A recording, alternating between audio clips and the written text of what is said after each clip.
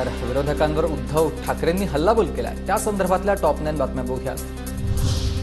इथे शेतकरी आत्महत्या करतात, एकनाथ शिंदेंची पंचतारांकित शेती आहे, ते हेलिकॉप्टरनं शेतात जातात, अमावस्या पौर्णिमेला काही वेगळं पीक घेतात असंही ऐकलंय।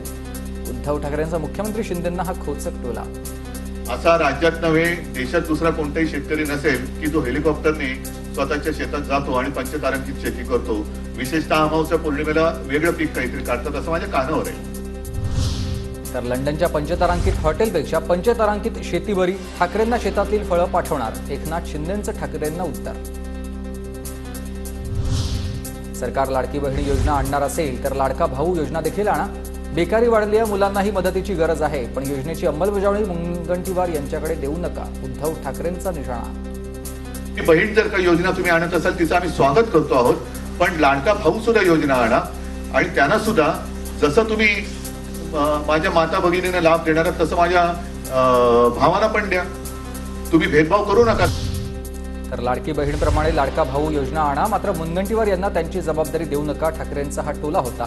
तर बोलणाऱ्यांचे भाऊ कुठे आहेत, शिंदेंचं ठाकरेंना उत्तर। लाडका भाऊ, आता मी एकच सांगतो, आम्ही तर लाडकी बहीण, आमची लाडाची लेक लाडकी तर केलंच आम्ही, लाडकी बहीण पण करू, लाडका भाऊ पण करू, पण बोलणाऱ्यांचे भाऊ कुठे आहेत? उद्धव ठाकरे हे टोमणे मास्तर, आम्ही पुन्हा एकत्र येऊ शकत नाही, राजकारणातील असभ्यता म्हणून चॉकलेट दिले, सुधीर मुनगंटीवारांचं उत्तर।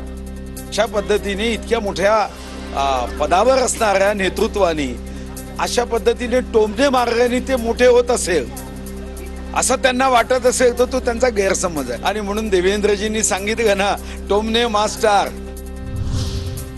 मराठा आणि ओबीसी आरक्षणाबाबत सर्वसामान्य तोडगा काढा, आम्ही सोबत, ज्यांनी शिवरायांची शपथ घेतली त्यांनी तोडगा काढावा, उद्धव ठाकरेंकडून भूमिका स्पष्ट।